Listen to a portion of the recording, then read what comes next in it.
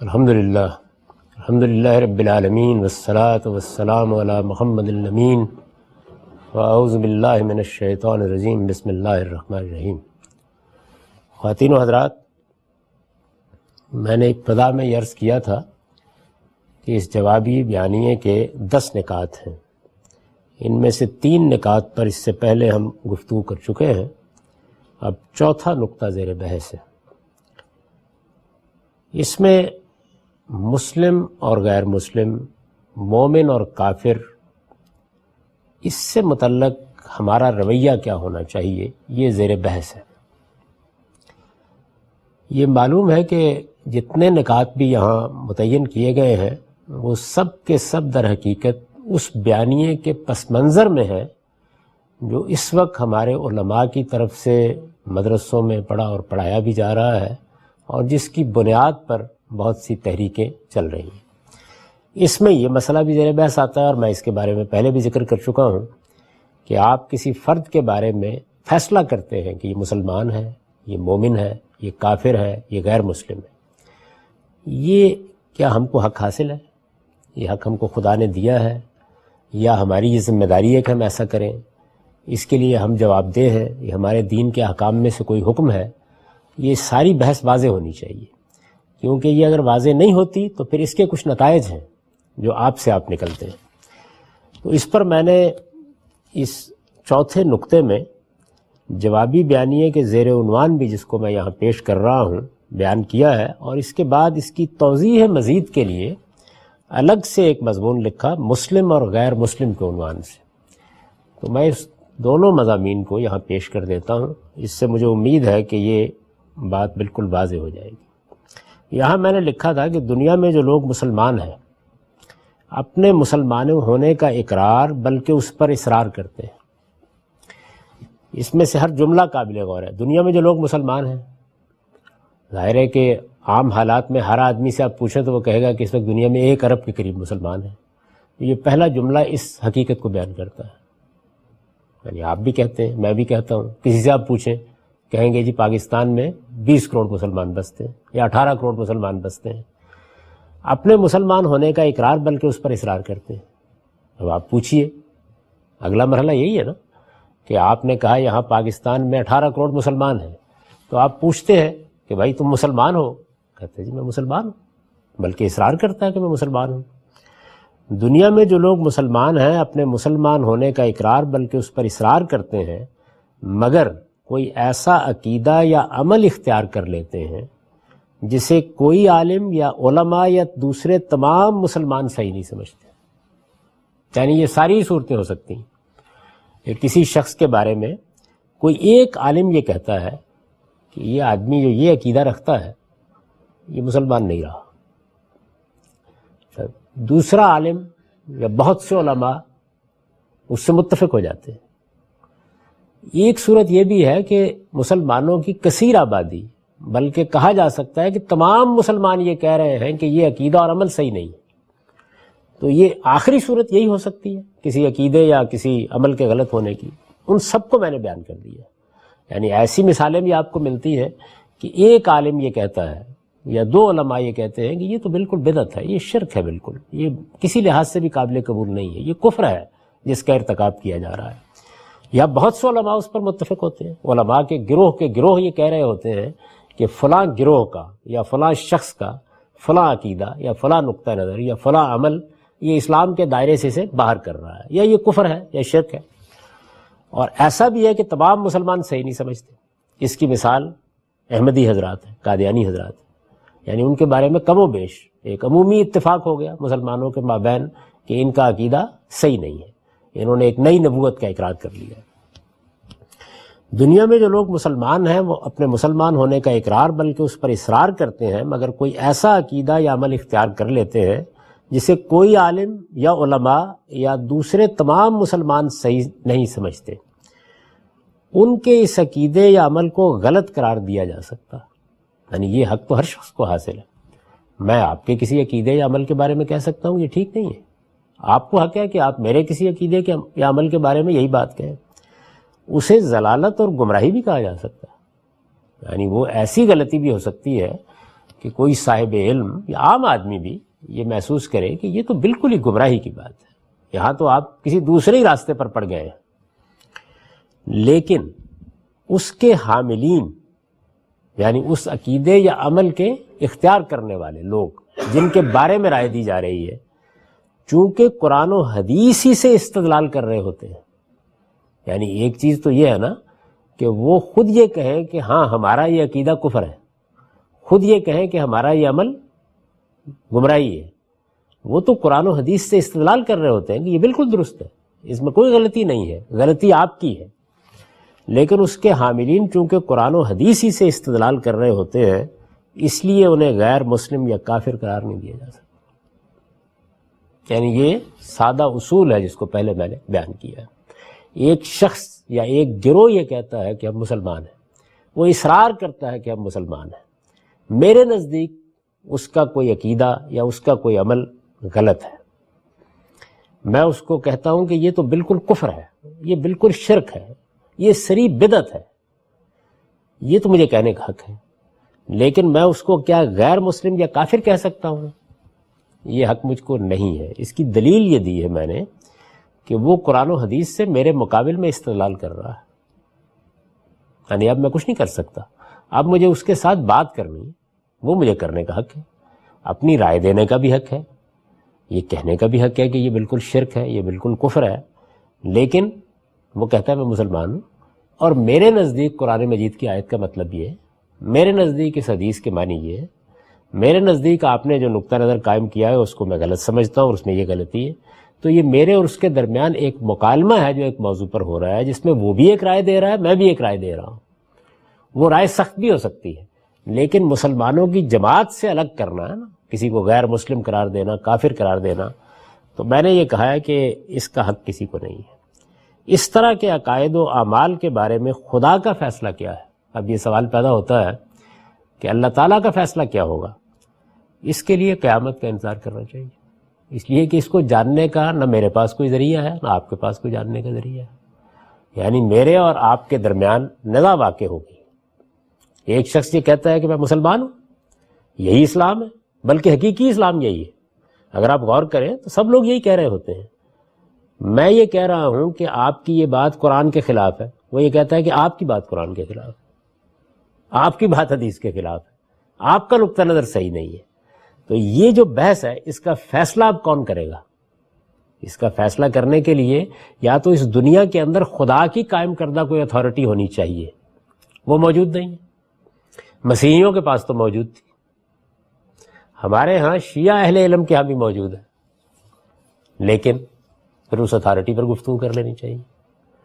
تو جو لوگ اس طرح کی کسی اتھارٹی کو بیان کرنا چاہتے ہیں انہیں پھر بتانا ہوگا کہ وہ اتھارٹی کہاں پائی جاتی ہے. اگر وہ موجود نہیں ہے تو پھر فیصلہ کس کو کرنا ہے؟ خدا کو. اور خدا کے فیصلے کے لیے اب قیامت ہی کا انتظار کرنا ہے، اس کے سوا کوئی راستہ نہیں ہے. کیونکہ خدا کے فیصلے کو جاننے کا آخری ذریعہ محمد الرسول اللہ صلی اللہ علیہ وسلم تھے، ان کے بعد کوئی اور ذریعہ باقی نہیں رہا. دنیا میں ان کے حاملین یعنی اس طرح کے غلط نظریات، غلط عقائد اور غلط اعمال کے حاملین، دنیا میں ان کے حاملین اپنے اقرار کے مطابق مسلمان ہیں. یعنی ایک تو مسئلہ یہ تھا نا کہ میں یہ کہہ رہا تھا کہ ان کو آپ یہ قرار نہیں دے سکتے. میں اس سے آگے بڑھ کے یہ کہہ رہا ہوں کہ وہ چونکہ اقرار کر رہے ہیں کہ ہم مسلمان ہیں تو اپنے اقرار کے مطابق مسلمان ہیں، مسلمان سمجھے جائیں گے. یعنی صرف اتنا ہی نہیں ہے کہ مسلمان ہیں، آپ کو یہ حق بھی نہیں ہے کہ آپ یہ کہیں کہ ہم آپ کو مسلمان نہیں سمجھتے. وہ مسلمان سمجھے جائیں گے. مسلمان سمجھے جائیں کا مطلب یہ ہوتا ہے کہ قانون کی سطح پر، معاشرت کی سطح پر آپ اس سے مختلف رائے نہیں دے سکتے ان کے بارے میں، اور ان کے ساتھ تمام معاملات اسی طرح ہوں گے جس طرح مسلمانوں کی جماعت کے ایک فرد کے ساتھ کیے جاتے ہیں. دنیا سے رخصت ہوں گے تو جنازہ پڑھا ہی جائے گا، مسلمانوں کے قبرستان میں دفن کیا ہی جائے گا. نکاح طلاق کے معاملات پر بھی کوئی حکم نہیں لگایا جا سکتا. یعنی میری مرضی ہے، میں کسی سے نکاح کروں نہ کروں، کسی کو اپنی بیٹی دوں، کسی سے اپنے بیٹے کا رشتہ کروں، وہ ایک الگ چیز ہے، لیکن اس پر قانونی حکم نہیں لگایا جا سکتا.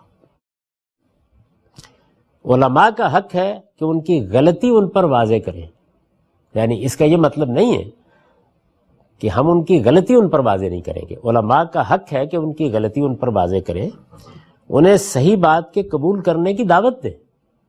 یعنی یہ بھی آپ کا حق ہے کہ آپ یہ کہیں کہ آپ کی بات ٹھیک نہیں ہے، یہ جو عقیدہ آپ نے اختیار کیا ہے، یہ جو عمل آپ نے اختیار کیا ہے، یہ کسی طرح بھی ٹھیک نہیں ہے. دلائل سے واضح کریں. علم و استدلال کی دنیا میں مکالمہ ہی ہوگا، اس سے زیادہ تو آپ کچھ نہیں کر سکتے. علماء کا حق ہے کہ ان کی غلطی ان پر واضح کریں، انہیں صحیح بات کے قبول کرنے کی دعوت دیں. ان کے پاس جائیں، ان سے ملیں، ان سے بات کریں، ان کو کہیں کہ آپ کا یہ نقطہ نظر ٹھیک نہیں ہے، آپ صحیح بات کو قبول کریں. ان کے عقائد و نظریات میں کوئی چیز شرک ہے تو اسے شرک، اور کفر ہے تو اسے کفر کہیں. یہ بھی بالکل ٹھیک ہے، اس لیے کہ علماء کا کام ہی یہی ہے کہ وہ صحیح بات بتائیں، وہ دوسرے آدمی کو متنبع کریں، اس کو دلائل کے ساتھ قائل کرنے کی کوشش کریں کہ یہ تمہاری بات تو صریح کفر ہے، یہ تو صریح شرک ہے. ان کے عقائد و نظریات میں کوئی چیز شرک ہے تو اسے شرک، اور کفر ہے تو اسے کفر کہیں، اور لوگوں کو بھی اس پر متنبع کریں. یعنی یہ اگلا حق بھی ہے، آپ لوگوں کو توجہ دلائیں کہ یہ فلاں صاحب کا جو نظریہ ہے یہ بالکل شرک ہے، یا فلاں گروہ نے جو نقطہ نظر اختیار کیا ہے یہ بالکل کفر ہے، یا یہ غلط ہے، یہ صریح گمراہی ہے. آپ کا حق ہے، جس طرح ان کو اپنی بات بیان کرنے کا حق ہے، آپ کو ان کی غلطی واضح کرنے کا حق ہے، کہیں اس کو. مگر ان کے متعلق یہ فیصلہ کہ وہ مسلمان نہیں رہے یا انہیں مسلمانوں کی جماعت سے الگ کر دینا چاہیے، اس کا حق کسی کو بھی حاصل نہیں. یہ میں اس لیے واضح کر رہا ہوں کہ اسی میں افراط و تفریط ہوئی ہے. یعنی ایک نقطہ نظر لوگوں کا یہ بن گیا ہے کہ نہیں، دنیا میں صحیح اصول جینے کا یہ ہے کہ آپ اپنی راہ چلیں، میں اپنی راہ چلوں گا، تجھ کو پرائی کیا پڑی، اپنی نبیڑ تو. یا یہ کہ جی آپ اپنے طریقے پر جیے، ہم اپنے طریقے پر جی رہے ہیں، آپ رام رام کہیے، ہم اللہ اللہ کہتے ہیں، ہمارے درمیان کوئی نزاع نہیں. نہیں، جب غلطی ہے تو اس کو غلطی کہا جائے گا، صحیح بات کی دعوت بھی دی جائے گی. اگر کوئی آدمی لوگوں کو توہمات میں مبتلا کر رہا ہے تو بتائیں گے نا اس کو. کوئی شخص اگر لوگوں کو نشہ آور چیزوں کا عادی بنانے کی کوشش کر رہا ہے تو سمجھائیں گے ان کو. بلکہ بعض موقعوں کے اوپر جب حقوق کا مسئلہ پیدا ہو جائے گا تو اقدام بھی کریں گے روکنے کے لیے. لیکن یہ فیصلہ کرنا ہے نا کہ یہ شخص مسلمان نہیں رہا یا اسے مسلمانوں کی جماعت سے الگ کر دینا ہے، وہ کہتا ہے میں مسلمان ہوں، تو اس سے آپ بات کریں گے، اس کو آپ سمجھائیں گے، اس کی غلطی واضح کریں گے، یہ آپ کا حق ہے. تو میں جو گزارش کر رہا ہوں وہ یہ ہے کہ یہ طریقہ بھی اختیار کرنا ٹھیک نہیں ہے کہ ہم زبان بند کر لیں گے، خاموش ہو جائیں گے. نہیں، ہمارے پیغمبر نے ہم کو یہ ہدایت کی ہے کہ تمہارے پاس اگر کوئی سچائی ہے تو اس کا اعلان کرو، اسے کوٹھوں پر چڑھ کے پکارو، لوگوں کو بتاؤ، ان کے دل کے دروازوں پر دستک دو، ان کے سامنے دلائل کے ساتھ اس کو پیش کرو. اس کے سوا کوئی راستہ نہیں ہے جینے کا. اور اگر کوئی عالم ہے تو رسالت میں آپ صلی اللہ علیہ وسلم نے یہ فرمایا ہے کہ اگر وہ حق کی گواہی نہیں دیتا، سچائی کو بیان نہیں کرتا، تو اندیشہ ہے کہ قیامت میں اس کے منہ میں لگام ڈال دی جائے. اس وجہ سے یہ تو میرا بھی فرض ہے، آپ کا بھی فرض ہے، ہر شخص کا فرض ہے کہ جو حق اسے معلوم ہے وہ دوسروں کے سامنے پیش کر دے، اس کو دلائل کے ساتھ واضح کر دے. یہ نہیں ہو سکتا کہ میں جانتا ہوں کہ یہ چیز شرک ہے اور میں آپ کو نہ بتاؤں کہ یہ شرک ہے. میں بتاؤں گا شائستگی کے ساتھ، تہذیب کے ساتھ، مکالمے کے انداز میں، اپنی دلیل دے کر سمجھانے کی کوشش کروں گا. دوسری ایکسٹریم کیا ہے؟ دوسری ایکسٹریم یہ ہے کہ مجھے حق حاصل ہے کہ میں آپ کے مسلمان ہونے نہ ہونے کا فیصلہ کروں. تو میں یہ کہہ رہا ہوں کہ حق ان دونوں کے درمیان ہے. یعنی صحیح رویہ یہ ہے کہ آپ غلط کو غلط کہیں گے، صحیح کو صحیح کہیں گے، دعوت بھی دیں گے، متنبع بھی کریں گے، لوگوں کو بھی بتائیں گے، لیکن کسی شخص کے بارے میں فیصلہ کرنے کا حق آپ کو نہیں ہے. کیوں نہیں ہے؟ بہت سادہ دو لفظوں کا جواب ہے، خدا نے نہیں دیا. یعنی یہ حق وہی دے سکتا تھا، اللہ تعالیٰ نے نہیں دیا، اللہ کے پیغمبر نے نہیں دیا. یعنی جب آپ مذہبی اعتبار سے کسی چیز کے بارے میں یہ کہیں گے کہ آپ کو اس کا حق ہے یا یہ آپ پر فرض ہے یا یہ آپ کی ذمہ داری ہے، تو آپ کو دلیل دینی پڑے گی، بتانا پڑے گا کہ یہ حق آپ کو خدا نے کس جگہ دیا ہے. خدا کو حق ہے کہ وہ لوگوں کے بارے میں یہ فیصلہ کرے، اور اس نے کیا. خدا کے پیغمبر کو حق ہے کہ وہ خدا کی سند پر یہ فیصلہ سنائے، انہوں نے سنایا. لیکن یہ حق مجھے اگر حاصل ہے یا آپ کو حاصل ہے یا کسی معاشرے کو حاصل ہے یا کسی جماعت کو حاصل ہے، تو اسے بھی اپنی اتھارٹی پیش کرنی چاہیے. یہ بتانا چاہیے کہ یہ حق اس کو قرآن مجید میں کہاں دیا گیا ہے، رسالت میں آپ صلی اللہ علیہ وسلم کے ارشادات میں کہاں دیا گیا، یہ حق مجھے نہیں دیا گیا. یعنی اس کے لیے کسی طول طویل استدلال کی ضرورت نہیں ہے. سادہ بات ہے کہ مذہب میں جس چیز کا بھی آپ دعویٰ کر رہے ہیں آپ کو اس کی دلیل پیش کرنی ہوگی، اور وہ مذہبی سے پیش کرنی ہوگی. یعنی عقلی استدلال تو یہاں چلے گا نہیں. آپ کو بتانا ہوگا کہ آپ کو آپ کے پروردگار نے یہ حق دیا ہے، اللہ کے پیغمبر نے آپ کو یہ حق دیا ہے، تو پھر بتائیے کہاں دیا ہے. نہیں دیا تو آپ کے پاس اس کے سوا کوئی چارہ نہیں. میں نے اسی نقطہ نظر کی توضیح کی ہے مسلم اور غیر مسلم کے زیر عنوان. اس میں کچھ مزید چیزیں بھی ہیں، اور کہا جا سکتا ہے کہ توضیح مزید بھی ہے، اور یہ حصہ بھی ایک حد تک دہرایا گیا ہے. اس کو سامنے رکھ لیجئے، اس سے یہ مسئلہ ہر پہلو سے واضح ہو جائے گا. میں نے لکھا ہے کہ اسلام کے سوا باقی تمام ادیان کے ماننے والوں کو غیر مسلم کہا جاتا ہے، نان مسلم. یہ ظاہر ہے کہ کوئی بری چیز نہیں ہے، یہ محض اس چیز کا اظہار ہے. کرسچنز کو حق ہے کہ وہ مجھے یہ کہیں کہ یہ کرسچن نہیں ہے. تو ایسے ہی جب میں یہ کہتا ہوں کہ مسیح غیر مسلم ہے یا ہندو غیر مسلم ہے تو یہ ایک واقعے کا اظہار ہے، اس سے کوئی برا نہیں مانتا، کسی کو اس پر کوئی اعتراض نہیں ہے.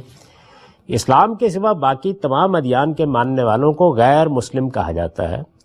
یہی تعبیر ان لوگوں کے لیے بھی ہے جو کسی دین یا مذہب کو نہیں مانتے.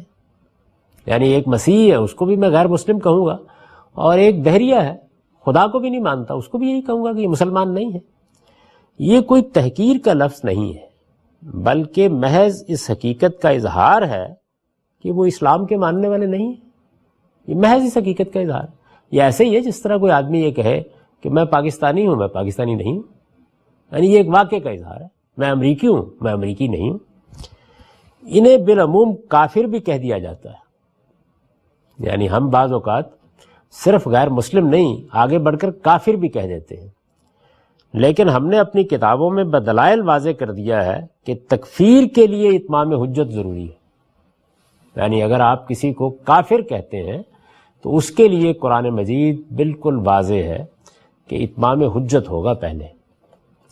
اتمام حجت کا مطلب یہ ہے کہ آپ نے مخاطب پر یا مخاطبین پر حق کو اس درجے میں واضح کر دیا کہ اب ان کے پاس انکار کے لیے کوئی عذر باقی نہیں رہا. اب ظاہر ہے کہ یہ میں بھی اپنے طریقے پہ سوچ سکتا ہوں کہ میں نے اتمام حجت کر دیا، آپ بھی سوچ سکتے ہیں. معلوم کیسے ہوگا کہ ہو گیا ہے؟ یہ معلوم تو صرف اللہ تعالیٰ ہی ہو سکتا ہے. تو اللہ تعالیٰ جس وقت اتمام حجت کر دیتے ہیں تو پھر کہتے ہیں، قرآن مجید میں جگہ جگہ کہتے ہیں حجت پوری ہو گئی، حق واضح کر دیا گیا، ہر لحاظ سے واضح ہو گیا. اب اللہ تعالیٰ یہ کہتے ہیں کہ تم نے تو کفر کا ارتکاب کر دیا ہے، اب تم کافر ہو گئے ہو. لیکن ہم نے اپنی کتابوں میں بدلائل واضح کر دیا ہے کہ تکفیر کے لیے اتمام حجت ضروری ہے، اور یہ صرف خدا ہی جانتا اور وہی بتا سکتا ہے کہ کسی شخص یا گروہ پر فی الواقع اتمام حجت ہو گیا اور اب ہم اس کو کافر کہہ سکتے ہیں. یعنی دیکھیے یہ وہی بات ہے جو اس سے پہلے بھی بیان ہو چکی کہ یہ فیصلہ میرے پاس کرنے کا اختیار نہیں ہے، یہ فیصلہ اصل میں اللہ تعالیٰ ہی کو کرنا ہے. یہ بات کہ فلاں آدمی کافر ہے، یعنی وہ مسیحی ہے اس لیے میں اس کو غیر مسلم کہہ رہا ہوں، وہ ہندو ہے میں اس کو غیر مسلم کہہ رہا ہوں. ممکن ہے کہ میں یہ بھی بتا رہا ہوں اس کو کافی کہ تمہاری یہ بات شرک ہے، میں اس کو یہ بھی بتا رہا ہوں کہ تمہارے ہاں یہ غلطی ہے، یہ بالکل الگ چیز ہے. میں اس کو کافر کہہ رہا ہوں تو کافر کا مطلب یہ ہے کہ اس نے جانتے بوجھتے حق کا انکار کر دیا ہے. اس کے پاس کوئی عذر نہیں ہے، کوئی فہم کا مسئلہ نہیں ہے، حق اس پر واضح ہو گیا ہے. یعنی کافر کی تعبیر قرآن مجید اس معنی میں استعمال کرتا ہے کہ ایک شخص کے اوپر حق واضح ہو گیا، بات اس کی سمجھ میں آ گئی، اس نے جانتے بوجھتے اس کو ماننے سے انکار کر دیا ہے، تو یہ کفر ہے. اب ظاہر ہے کہ جانتے بوجھتے کسی چیز کو ماننے سے انکار کر دیا ہے، اس کو جاننے کا ذریعہ میرے پاس نہیں ہے، آپ کے پاس بھی نہیں ہے، کسی بڑے سے بڑے آدمی کے پاس بھی نہیں ہے، یہ کسی پوری جماعت کے پاس بھی نہیں ہے. یہ صرف اللہ تعالیٰ ہی بتا سکتے ہیں، اور جب اللہ تعالیٰ ہی بتا سکتے ہیں تو پھر ظاہر ہے کہ وہی کہیں گے کہ اب یہ کافر ہو گیا ہے، تو مجھ کو بھی حق حاصل ہو جائے گا کہ میں یہ کہوں کہ یہ کافر ہو گیا، کیونکہ یہاں میرے پاس اب سند آ گئی ہے. مجھے اس پروردگار نے جو دلوں کا حال جانتا ہے، جو یہ جان سکتا ہے کہ کس پر حجت تمام ہو گئی ہے اور کس پر نہیں ہوئی، کس کے پاس عذر باقی رہ گیا ہے اور کس کے پاس نہیں رہا، اس نے بتا دیا. تو اس نے قریش مکہ کے بارے میں بتا دیا کہ اب یہ کافر ہو گئے، اس نے اہل کتاب کے بارے میں بتایا کہ یہ بھی اب کافر ہو گئے، ان الذین کفروا من اہل الکتاب والمشرکین، وہ بتا دے گا۔ جب وہ بتا دے گا تو اس گروہ پر، ان متعین اشخاص پر مجھے بھی حکم لگانے کا حق حاصل ہو گیا، کیونکہ اب جس کے پاس یہ اتھارٹی تھی اور ہے اور رہے گی، اس کی طرف سے معلوم ہو گئی یہ بات۔ لیکن ہم نے اپنی کتابوں میں بدلائل واضح کر دیا ہے کہ تکفیر کے لیے اتمام حجت ضروری ہے، اور یہ صرف خدا ہی جانتا اور وہی بتا سکتا ہے کہ کسی شخص یا گروہ پر فی الواقع اتمام حجت ہو گیا ہے اور اب ہم اس کو کافر کہہ سکتے ہیں، یہ صرف خدا ہی بتا سکتا ہے۔ لہذا رسول اللہ صلی اللہ علیہ وسلم کے دنیا سے رخصت ہو جانے کے بعد اب یہ حق کسی فرد یا گروہ کو بھی حاصل نہیں رہا کہ وہ کسی شخص کو کافر کرا۔ تو پہلی بنیادی بات یہ ہے کہ تکفیر کا حق یہ رسول اللہ صلی اللہ علیہ وسلم کے بعد اب کسی شخص کے پاس باقی ہی نہیں رہا سرے سے۔ اور یہ ذہن میں رکھیے، یہ میں کن لوگوں کے بارے میں کہہ رہا ہوں؟ جو مسلمان نہیں ہیں، یعنی جو مسلمان نہیں ہیں، مسیح ہیں، ہندو ہیں، بدھ ہیں، دہری ہیں، جو بھی ہیں، وہ اپنا کوئی خاص نقطہ نظر رکھتے ہیں، کسی ازم کے پیروں ہیں۔ دنیا میں ایسے لوگوں کی تعداد کروڑوں میں ہے، یعنی مسلمان تو اس وقت بھی دنیا کی آبادی کا 5واں 6واں حصہ ہے، تو ایک بہت بڑی تعداد دنیا کے اندر ایسے لوگوں کی موجود ہے۔ تو اس میں نے یہ بیان کیا ہے کہ مجھے انہیں غیر مسلم کہنے کا حق ہے، یہ محض اس واقعے کا اظہار ہے کہ وہ مسلمان نہیں ہے، نان مسلم کو کہہ سکتا ہوں، لیکن ان کو بھی کافر کہنے کا حق مجھے حاصل نہیں ہے، کیونکہ کسی گروہ کی تکفیر یہ محض اس چیز کا نام نہیں ہے کہ وہ فلاں چیز کا انکار کرتا ہے۔ لغوی لحاظ سے تو کفر کے معنی یہی ہے، لیکن قرآن کے استعمالات نے اس کو ایک اصطلاح بنا دیا ہے، یعنی یہ اصل میں ایک جرم بن گیا ہے بہت بڑا کہ کسی شخص پر اللہ کی حجت پوری ہو گئی، اللہ نے حق اس پر واضح کر دیا، اس نے جانتے بوجھتے انکار کر دیا۔ تو قرآن مجید میں کفر ایک جرم ہے، یہ محض اس واقعے کا اظہار نہیں ہے کہ فلاں آدمی فلاں چیز کو نہیں مانتا۔ عربی زبان میں کفر یکفر کا جو فعل ہے، یہ کسی چیز کا انکار کر دینے کے لیے بھی استعمال ہوتا ہے، کسی چیز کو چھپا لینے کے لیے بھی استعمال ہوتا ہے، کفران نعمت کے لیے استعمال ہوتا ہے۔ تو آپ بطور فعل اس کو استعمال کرتے ہیں، لیکن جس وقت آپ یہ کہہ رہے ہوتے ہیں کہ فلاں گروہ یا فلاں لوگوں کا مجموعہ یا فلاں فرد کافر ہے، تو اب آپ اسے لغوی مفہوم میں استعمال نہیں کر سکتے، یعنی اب یہ اصطلاحی مفہوم میں جا چکا ہے۔ یہاں جو لفظ آپ بولتے ہیں، اگر یہ لفظ بولنا جائز ہو تو پھر آپ اردو کا لفظ انکار بولیے اس کی جگہ، آپ تو اردو بول رہے ہیں نا۔ عربی بولتے ہوئے بھی آپ فعل استعمال کریں گے، یہی کریں گے۔ جب آپ کافر کا لفظ استعمال کرتے ہیں تو اس کا مطلب یہ ہے کہ آپ اس کو دنیا کی کسی زبان میں بھی اب اس کے اصطلاحی مفہوم سے الگ کر کے استعمال کر ہی نہیں سکتے، اس کا امکان ہی ختم ہو گیا۔ میں یہ کہتا ہوں کہ ہندو رسول اللہ صلی اللہ علیہ وسلم کی نبوت کا انکار کرتے ہیں، کسی کو گرا نہیں گزرے یہاں میں بتا، لیکن لفظ میں نے وہی بولا ہے۔ یا مثال کے طور پر میں یہ کہتا ہوں کہ مسیحی حضرات اللہ تعالیٰ کو اس طرح نہیں مانتے جس طرح ہم مانتے ہیں، اور اس کے لیے بھی لفظ انکار بول دیتا ہوں۔ لیکن جس وقت میں کفر یا کافر کا لفظ بولتا ہوں تو اب میں ایک مذہبی اصطلاح استعمال کر رہا ہوں، اور یہ اصطلاح قرآن مجید کے استعمالات نے بنا دی ہے۔ تو قرآن مجید کو اگر آپ دقت نظر کے ساتھ پڑھیں تو یہ دیکھیں گے آپ کہ اس میں کفر یا کافر کا لفظ اس وقت بولا گیا ہے جب اللہ تعالیٰ کی طرف سے اللہ کے پیغمبر نے ہر عذر کا خاتمہ کر دیا، تو اب اللہ تعالیٰ یہ کہتے ہیں کہ کل یا ایھا الکافرون، پیغمبر ان سے کہو کہ اب تم منکر ہو، اور منکر کی حیثیت سے اب میری اور تمہاری راہیں جدا ہو گئی، اظہار برات کر دیا ان سے۔ لہٰذا رسول اللہ صلی اللہ علیہ وسلم کے دنیا سے رخصت ہو جانے کے بعد یہ حق اب کسی فرد یا گروہ کو بھی حاصل نہیں رہا کہ وہ کسی شخص کو کافر قرار دے۔ عربی زبان بولتے ہوئے آپ کفر کا لفظ استعمال کر سکتے ہیں، لیکن وہ پھر لغوی مفہوم میں استعمال ہوگا۔ ظاہر ہے کسی زبان کو اس سے محروم نہیں کیا جا سکتا، اگر کوئی لفظ اپنے لغوی مفہوم میں مستعمل ہے تو رہے گا۔ آپ دیکھیے صلاۃ کا لفظ ایک اصطلاح بن چکا ہے، لیکن اس کے باوجود اس کے لغوی مفاہیم عربی زبان میں ابھی بھی موجود ہیں، ان میں استعمال ہوتا ہے، کر سکتے ہیں۔ لیکن جیسے ہی آپ اس فعل کو بھی اصطلاحی مفہوم میں استعمال کریں گے تو یہ اعتراض اس پر بھی وارد ہو جائے گا۔ اس لیے کہ آپ کسی لفظ کے بارے میں یہ تو کہہ سکتے، بدعت کا لفظ ہے نا، عربی زبان میں یہ لفظ استعمال ہو جاتا ہے نئی چیز کے معنی میں. نئی چیز کو بھی بدعت کہتے ہیں. یہ استعمال اس وقت بھی عربی زبان میں موجود ہے، لیکن بدعت ایک اصطلاح بن چکی ہے. اب جب ہم اس کو استعمال کرتے ہیں تو پھر ہمیں قرینے سے یہ بتانا پڑتا ہے کہ یہاں ہم لغوی مفہوم میں استعمال کر رہے ہیں، ورنہ وہ بھی ایک جرم بن جائے گی. یہی معاملہ کفر کا یا کافر کا ہے. تو کفر اور کافر یہ قرآن مجید کے استعمالات سے ایک اصطلاح کی صورت اختیار کر گئے ہیں. سادہ لفظوں میں اگر اس کو بیان کیجئے تو اس اصطلاح کا مطلب یہ ہے کہ اللہ کے کسی پیغمبر کی طرف سے اتمام حجت کے باوجود حق کو ماننے سے انکار کر دینا، یہ ہوگا اس کا مطلب. اس مفہوم میں یہ لفظ قرآن مجید نے پھر استعمال کیا ہے. اسی مفہوم میں ہم بھی آج استعمال کر سکتے ہیں، لیکن پھر ہمیں بتانا پڑے گا کہ جو اس کی تعریف کی گئی ہے فلاں آدمی فی الواقع اس کا مصداق ہے. یہ بتانے کا میں عرض کر رہا ہوں کہ میرے پاس کوئی ذریعہ نہیں ہے، یہ ذریعہ آپ کے پاس بھی نہیں ہے. رسول اللہ صلی اللہ علیہ وسلم کے بعد یہ معاملہ ہمیشہ کے لیے ختم ہو چکا. یہی معاملہ ان لوگوں کا ہے جو اسلام کو چھوڑ کر کوئی دوسرا مذہب اختیار کر لیں یا سرے سے لامذہب ہو جائیں. یعنی ابھی جو لوگ زیر بحث تھے وہ ہیں کہ جو غیر مسلم ہیں، جو مسیحی ہیں، جو بدھ ہیں، جو ہندو ہیں. اب ایک مسئلہ آگے پیدا ہوتا ہے. وہ مسئلہ یہ ہے کہ ایک شخص مسلمان تھا پیدائشی طور پر، اس نے اسلام کو چھوڑا، وہ مسیحی ہو گئے، یا اس نے کہا جی میں تو اب کسی مذہب کو مانتا ہی نہیں. بہت سے لوگ ہیں آپ کو مل جائیں گے وہ یہ کہے کہ میں تو خدا کو بھی نہیں مانتا، میں تو رسول کو بھی نہیں مانتا. یہی معاملہ ان لوگوں کا ہے جو اسلام کو چھوڑ کر کوئی دوسرا مذہب اختیار کر لیں یا سرے سے لامذہب ہو جائیں. ان کے بارے میں بھی اس کے سوا کچھ نہیں کہا جا سکتا کہ وہ غیر مسلم ہو گئے. یعنی آپ بس یہی کہہ سکتے ہیں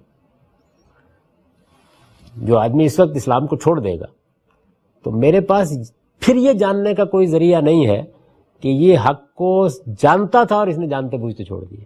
یعنی صورتحال میں کوئی تبدیلی واقع نہیں ہوئی. جو اس وقت غیر مسلم ہے اس کے بارے میں بھی جاننے کا کوئی ذریعہ نہیں ہے. جو اس وقت مسلمان تھا لیکن اب اس نے اسلام کو چھوڑ دیا، اس کے بارے میں بھی جاننے کا کوئی ذریعہ نہیں. یعنی اگر ایک لفظ میں یہ بات کہوں تو میں یہ کہہ رہا ہوں کہ میں جس چیز کی طرف توجہ دلا رہا ہوں وہ صرف اتنی ہے کہ آپ کو کسی شخص کے بارے میں کوئی بات کرتے ہوئے یہ پہلے بتانا ہے کہ آپ کو اس کا حق حاصل ہے یا نہیں. یہ بتانا ہے آپ کو. وہ اگر آپ بتا دیں گے کہ مجھے یہ حق یہاں سے حاصل ہو گیا ہے، علم و عقل کے فلاں مسلمات سے حاصل ہو گیا ہے، مجھے قرآن مجید سے حاصل ہو گیا ہے، میں کسی حدیث کی بنیاد پر یہ بات کر رہا ہوں، تو وہ مسموع ہوگی. سنیں گے ہم اس کو، سمجھیں گے. ہو سکتا ہے آپ کی تعویل ٹھیک نہ ہو لیکن بہرحال آپ ایک بات کہہ رہے ہوں گے. یہاں سرے سے یہ موضوع ہی زیر بحث نہیں ہے. یعنی اس میں دلچسپ بات یہ ہے کہ قرآن حدیث میں یہ مسئلہ ہی زیر بحث نہیں ہے کہ ہم مسلمانوں کو یہ بتایا جا رہا ہو کہ دیکھو تم لوگوں کو کیسے فیصلہ کرنا ہے کسی آدمی کے کفر کا یا ایمان کا یا اسلام کا یا غیر اسلام کا، فیصلہ کیسے کرنا ہے. یہ موضوع ہی نہیں ہے. آپ پورے قرآن کو پڑھ لیں، آپ حدیث کے سارے ذخیرے پر نظر ڈال رہے ہیں، آپ کو کہیں یہ بحث نہیں ملے گی.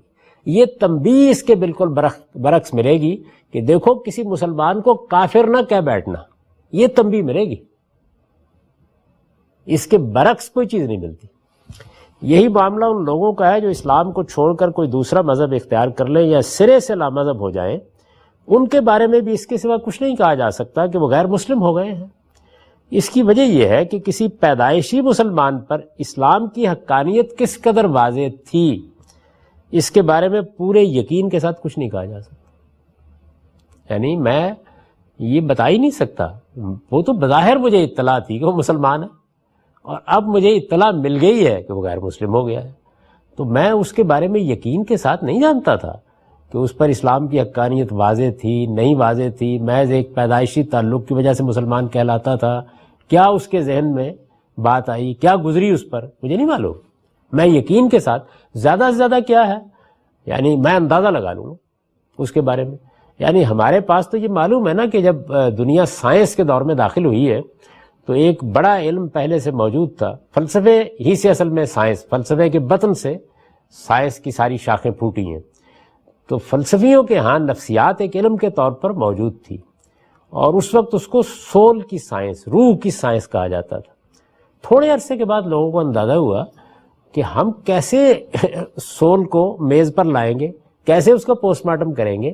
یعنی جس محسوسات کی بنیاد پر ہم ایک سائنس ڈیولپ کر رہے ہیں، سائنس نے اپنا ایک دائرہ طے کیا نا کہ یہ تو محسوسات کے دائرے کا علم ہے، جو کچھ ہمارے حواس کے ذریعے سے ہمارے سامنے آتا ہے اور جو ہمارے پاس شخصیت موجود ہے ان کے باہمی ربط سے، یعنی ایک ہمارے پاس اندر موجود ہے علم، ایک باہر سے ہمیں حاصل ہوتا ہے، ان دونوں کے تعامل سے ہم کوئی فیصلہ صادر کر دیتے ہیں۔ اس میں روح کسی طرح بھی گرفت میں نہیں آئی، تو یہ طے کر لیا گیا کہ نہیں، جدید سائیکالوجی اب سائنس آف بیہیویئر ہوگی، یعنی آپ کے رویے کا مطالعہ ہم کریں گے، آپ کے کردار کا مطالعہ کریں گے، اس کی بنیاد پر یقین کے ساتھ آپ کیا حکم لگا سکتے ہیں؟ یعنی اس میں زیادہ سے زیادہ ظن و گمان ہے۔ تو جب ظن و گمان کا معاملہ ہے تو پھر کسی شخص کے بارے میں فیصلہ کرنا، یعنی ایک رائے دے دینا کسی کو، کسی چیز پر کوئی تبصرہ کر دینا، وہ تو ٹھیک ہے کریں آپ، لیکن کسی شخص کے بارے میں فیصلہ سنانا، اس کے لیے یقین چاہیے۔ اس کی وجہ یہ ہے کہ کسی پیدائشی مسلمان پر اسلام کی حقانیت کس قدر واضح تھی، اس کے بارے میں پورے یقین کے ساتھ کچھ نہیں کہا جا سکتا۔ یہ چیز خدائی کے جاننے کی ہے اور وہی دلوں کے احوال سے واقف ہے۔ ہم جس چیز کو نہیں جانتے اس پر حکم لگانے کی جسارت بھی ہم کو نہیں کرنی چاہیے، یعنی جس چیز کا ہمیں علم نہیں ہے اس کے بارے میں کوئی حکم لگانا یہ معمولی درجے کا جرم نہیں ہے۔ اگر تو یہ بیٹھ کے آپ کو بات کرنی ہے تفریح طبع کے لیے تو چلیے، اللہ تعالیٰ نے بھی فرمایا ہے کہ یہ جو تم لغو قسمیں کھا لیتے ہو اس پر میں مواخذہ نہیں کروں گا، تو اگر کوئی لغو بات کرنی ہے بیٹھ کے تو کر لے آدمی، لیکن جب کسی دوسرے شخص کے بارے میں حکم لگا رہے ہیں تو یہ اصل میں اس کی شخصیت کا قتل ہے، یہ معمولی درجے کا فیصلہ نہیں ہے۔ اس لیے یہ فیصلہ کرنے کے لیے یہ ضروری ہے کہ آپ یہ بتائیں کہ آپ کو اس کا علم کیسے حاصل ہوا۔ ہم جس چیز کو نہیں جانتے اس پر حکم لگانے کی جسارت بھی ہم کو نہیں کرنی چاہیے۔ ہمارا کام یہی ہے کہ ہمیں اگر خدا نے اپنے دین کا کچھ علم دیا ہے تو ہم لوگوں کو توحید اور شرک اور اسلام اور کفر کا فرق سمجھائیں، یہ ہے ہماری ذمہ داری۔ یعنی اگر مجھے دین کا کچھ علم حاصل ہے، آپ کو حاصل ہے، تو ہماری ذمہ داری کیا ہے کہ ہم لوگوں کو توحید اور شرک اور اسلام اور کفر کا فرق سمجھائیں اور ان کے لیے دین کے حقائق کی وضاحت کرتے رہیں۔ یعنی دین جن حقائق کی تعلیم دیتا ہے علم میں، عمل میں، ان کی وضاحت کریں۔ اس سے آگے یعنی یہ ہے ہماری جوریسڈکشن، اس کا مجھ کو حق دیا گیا ہے، اس کے لیے بلکہ قرآن میں مجھے ہدایت کی گئی ہے، بلکہ اس سے آگے بڑھ کر قرآن نے میری یہ ذمہ داری عائد کر دی ہے میرے اوپر کہ میں صحیح بات بتاؤں، میں لوگوں کو حق سمجھاؤں۔ فرد کی حیثیت سے ہی مجھے کہا ہے کہ تم معروف اور بھلائی کی تلقین کرنے والے بن کے رہو اور برائی سے لوگوں کو روکنے والے بن کے رہو۔ عالم کی حیثیت سے بھی مجھے یہ بتایا گیا کہ لوگوں کو خبردار کرو، لِتُنذِرُ قَوْمَهُمْ إِذَا رَجَعُوا إِلَيْهِمْ۔ تو اس کا باقاعدہ پروانہ تقرر ہے میرے پاس، لیکن اگلی بات کے لیے میرے پاس کوئی چیز نہیں ہے۔ اس سے آگے لوگوں کے کفر و ایمان اور ان کے لیے جنت اور جہنم کے فیصلے کرنا ہمارا کام نہیں ہے۔ یعنی میں نے اس میں بات کرتے کرتے اگلی بات بھی کر دی ہے، یعنی اس دنیا میں یہ فیصلہ کرنا کہ فلاں کافر ہے اور فلاں مومن ہے، اور آگے یہ فیصلہ کرنا کہ یہ جنت میں جائے گا یا جہنم میں جائے گا، نہیں، دونوں ہی کا میرے پاس اختیار نہیں ہے، دونوں کے لیے کوئی اتھارٹی مجھے نہیں دی گئی۔ یہ خدا کا کام ہے، یہ خدا کا کام ہے اور اسے خدا ہی کے سپرد رہنا چاہیے۔ یعنی عافیت اسی میں ہے کہ جو خدا کا کام ہے اسے خدا ہی کے سپرد رکھیے، اس میں آگے نہ بڑھیے۔ یہ دو مسئلے تھے۔ اس کے بعد ان لوگوں کا معاملہ ہے جو مسلمان ہیں، جس کو میں پہلے بیان کر چکا۔ اس کے بعد ان لوگوں کا معاملہ ہے جو مسلمان ہیں، اپنے مسلمان ہونے کا اقرار بلکہ اس پر اصرار کرتے ہیں۔ یہ کم و بیش وہی بات ہے جو اس سے پہلے بیان ہو چکی، مگر کوئی ایسا عقیدہ یا عمل اختیار کر لیتے ہیں جو عام طور پر اسلام کی تعلیمات کے منافی سمجھا جاتا ہے۔ یعنی یہاں میں نے پہلی دونوں چیزیں جو ہیں ان کا ذکر نہیں کیا، اس لیے کہ اس میں اب مزید توضیح کی ضرورت نہیں ہے، کسی عالم نے کہہ دیا، علماء نے کہہ دیا، نہیں، عام طور پر اسلام کی تعلیمات کے منافی سمجھا جاتا ہے، ایسا عقیدہ عمل اختیار کر لیتے۔ یہ تو آخری انتہا ہے نا، اگر معاملہ اس میں واضح ہو گیا تو گویا پہلی صورتوں کے بارے میں تو آپ سے اب واضح ہے۔ اس کے بعد ان لوگوں کا معاملہ ہے جو مسلمان ہیں، اپنے مسلمان ہونے کا اقرار بلکہ اس پر اصرار کرتے ہیں، مگر کوئی ایسا عقیدہ یا عمل اختیار کر لیتے ہیں جو عام طور پر اسلام کی تعلیمات کے منافی سمجھا جاتا ہے، یا کسی آیت یا حدیث کی کوئی ایسی تعویل اختیار کر لیتے ہیں، تعویل اختیار کر لیتے ہیں، یعنی کہتے ہیں اس آیت کا مطلب میرے نزدیک یہ ہے، اس حدیث کے معنی میرے نزدیک یہ ہے، یا کسی آیت یا حدیث کی کوئی ایسی تعویل اختیار کر لیتے ہیں جسے کوئی عالم یا علماء یا دوسرے تمام مسلمان بالکل غلط سمجھتے ہیں۔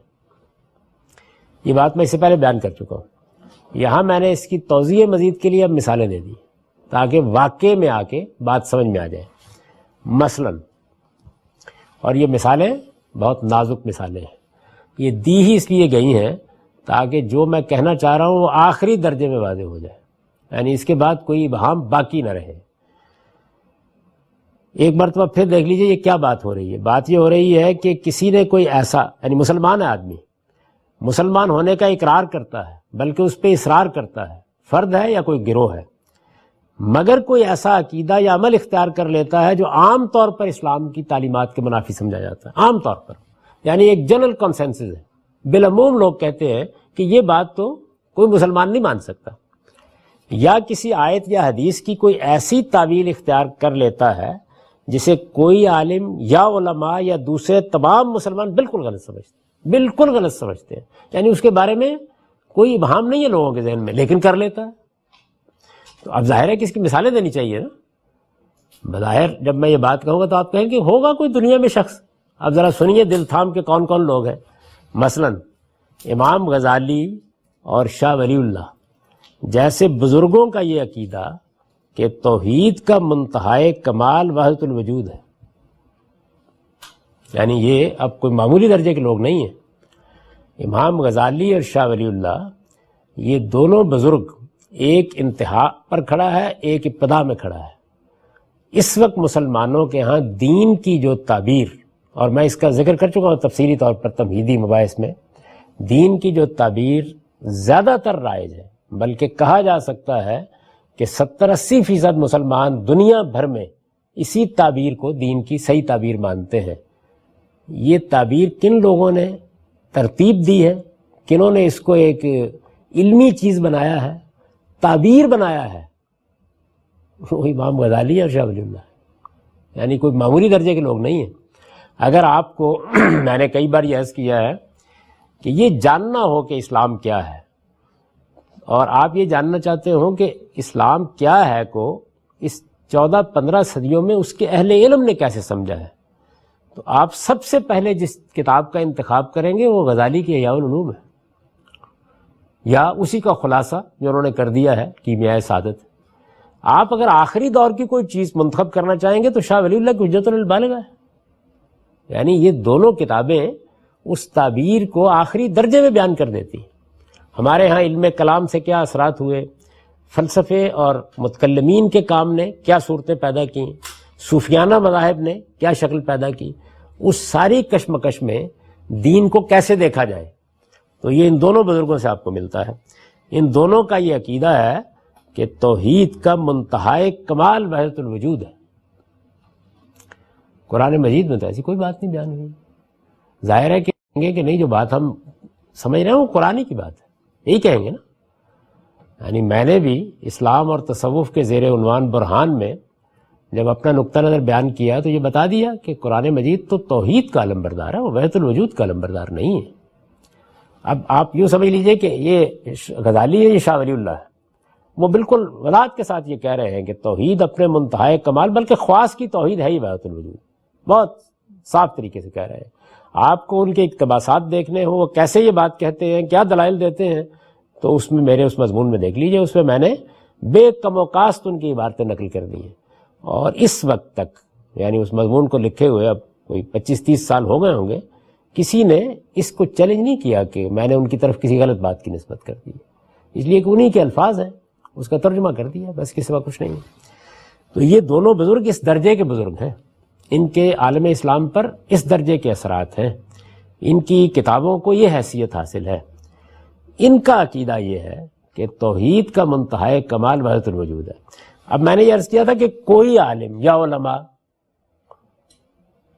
تو آپ یہ دیکھیے کہ اس بات کو کہ دین کا منتہائے کمال وحدت الوجود ہے، ابن تیمیہ کسی حال میں قبول نہیں کریں گے، بڑی سخت تنقید کی انہوں نے اس کے اوپر، یہ بتایا کہ یہ کیا چیز ہے اور اس کا دین سے کیا تعلق ہے.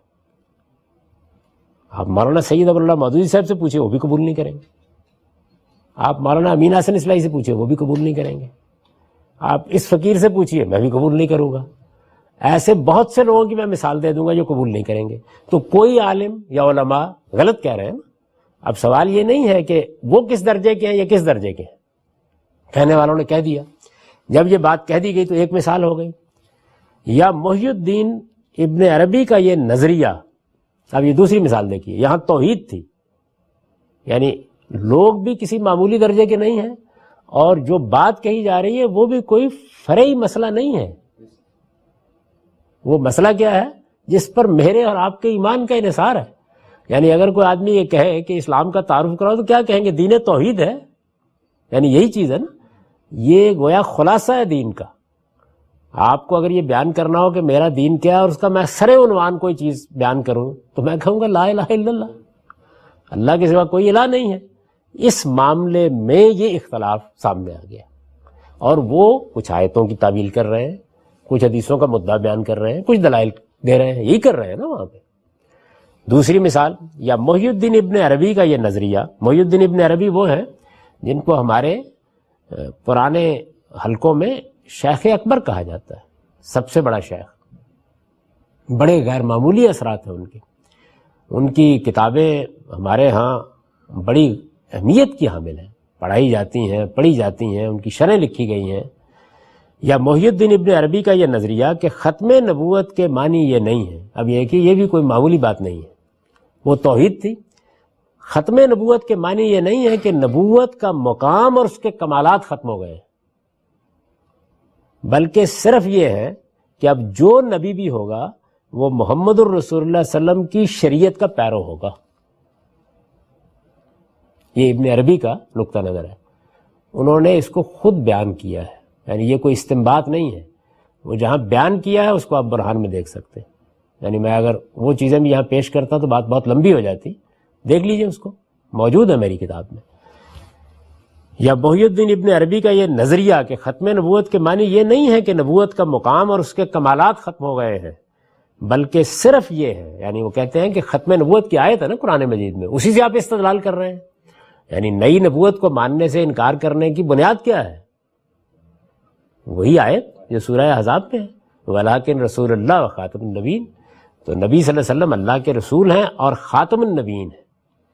تو خاتم النبیین کا مطلب ہم کیا سمجھتے ہیں کہ نبوت اپنے ہر مفہوم میں ختم ہو گئی ہے.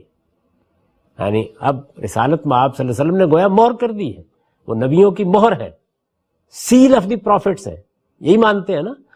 تو یہ کہتے ہیں کہ ختم نبوت کا یہ مطلب نہیں ہے. غلط سمجھا آپ لوگوں نے. یہ بزرگ جو ہے اور بہت بڑے آدمی ہیں، یعنی مسلمانوں کے ہاں شیخ اکبر کہا جاتا ہے ان کو. ختم نبوت کے معنی یہ نہیں ہے کہ نبوت کا مقام اور اس کے کمالات ختم ہو گئے ہیں، بلکہ صرف یہ ہے کہ اب جو نبی بھی ہوگا وہ محمد الرسول اللہ صلی اللہ علیہ وسلم کی شریعت کا پیرو ہوگا. یعنی نبوت آ سکتی ہے، نبوت کا مقام بھی حاصل ہو سکتا ہے، نبوت کے کمالات بھی حاصل ہو سکتے ہیں. بس یہ ہے کہ اب وہ شخص محمد الرسول اللہ صلی اللہ علیہ وسلم کی شریعت کو مانے گا، اس میں کوئی ترمیم، تغیر، اضافہ، کمی بیشی نہیں کر سکتا. نبی آ جائے گا. اس کے بعد یا اہل تشیع کا یہ نقطہ نظر شیعہ حضرات کا کہ مسلمانوں کا حکمران بھی مامور من اللہ ہوتا ہے. یعنی وہ یہ کہتے ہیں کہ مسلمانوں کا حکمران میرا آپ کا منتخب کردہ نہیں ہو سکتا، وہ بھی مامور من اللہ ہوتا ہے، اللہ کی طرف سے مقرر کیا گیا ہوتا ہے، جسے امام کہا جاتا ہے. اور نبی صلی اللہ علیہ وسلم کے بعد اس منصب کے لیے سیدنا علی رضی اللہ عنہ کا تقرر اسی اصول کے مطابق خود اللہ تعالیٰ کی طرف سے کر دیا گیا تھا، جسے قبول نہیں کیا گیا. یہ ان کا نقطہ نظر. یعنی یہ جو میں نے ان کی نسبت سے نقطہ نظر بیان کیا ہے بغیر بے کم و کاس بیان کر دی، جیسے کہ ان کے اہل علم کہتے ہیں. عوام جو باتیں کرتے ہیں ان کو چھوڑ دیجئے. ان کے جلیل القدر اہل علم ایک پورا گروہ ہے اس وقت مسلمانوں کا، دوسرا بڑا گروہ ہے. یعنی 2 ملکوں میں تو حکومتیں قائم ہیں ان کی، اتنی بڑی تعداد میں لوگ ہیں. وہ کیا نقطہ نظر رکھتے ہیں کہ مسلمانوں کا حکمران بھی مامور من اللہ ہوتا ہے. مسلمانوں کو اپنا حکمران خود منتخب کرنے کا حق نہیں ہے. کوئی شخص مسلمانوں کا حکمران اپنی مرضی سے یا ان کی مرضی سے نہیں بن سکتا، اس کو مامور من اللہ ہونا چاہیے، اور اس کے لیے اللہ تعالیٰ کا قائم کردہ منصب امامت ہے، یعنی جیسے اللہ تعالیٰ نبوت دیتے ہیں ایسے ہی امامت دیتے ہیں۔ یہاں اس کی مزید تفصیل کا موقع نہیں ہے، اس کے لیے بھی آسٹریلیا میں نے شیعہ نقطہ نظر کی جو توضیحات کی ہیں ان کو آپ دیکھ سکتے ہیں۔